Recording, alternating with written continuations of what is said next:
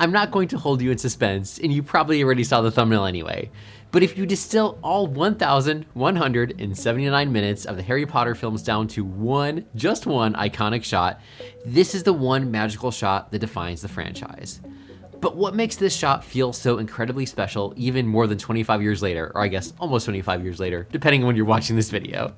Hey filmmakers, it's Ryan. Welcome to the Filmmaking Notebook, where I teach you filmmaking one scene, shot, and character at a time.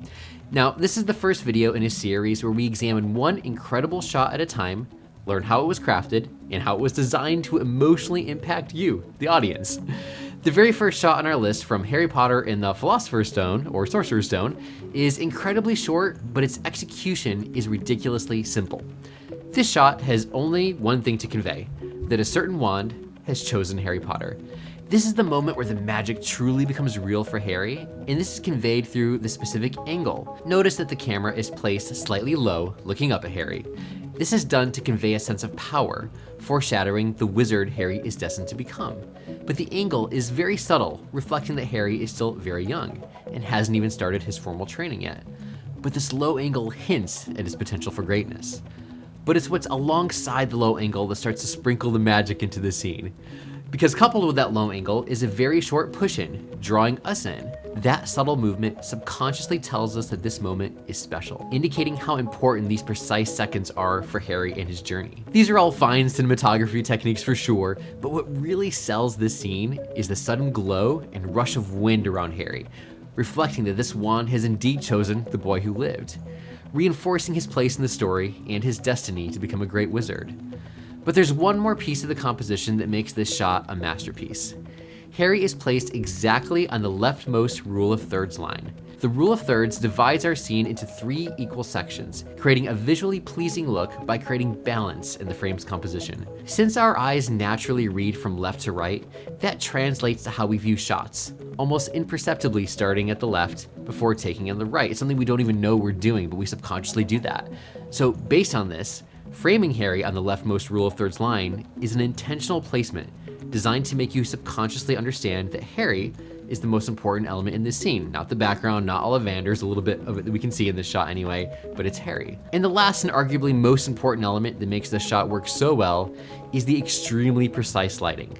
But there was a risk here. How did the filmmakers light this shot so that it didn't feel cheesy, especially when that kind of sudden glow comes in? Well, one of the key elements in professional film lighting is something called practicals.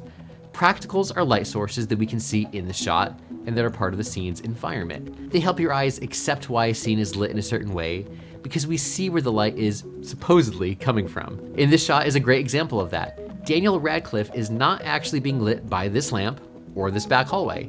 The actual light sources are off camera, but by placing these 2 lights in the frame, we're given the illusion that the light is coming from these sources. This lamp is what's motivating the key light, which is illuminating both the scene and Harry's face, and the backlight on his head. We see this light and our minds subconsciously think that this lamp is actually illuminating the scene instead of the lights that we cannot see off camera. Coupled with that is this hallway glow, which is motivating the rest of the backlight. What makes practicals so powerful is that they sell the believability of a scene.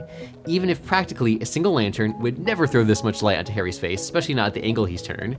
But if we're focused on the actor and the emotions of the scene, it doesn't matter that this lantern would never actually illuminate Harry's face at this angle his head is turned in the distance that is behind him. This is not a mistake by the filmmakers. It's a subtle choice to help you believe in the truth of the moment by giving us something that reflects reality rather than being 100% real. Let's dig into that a little deeper though.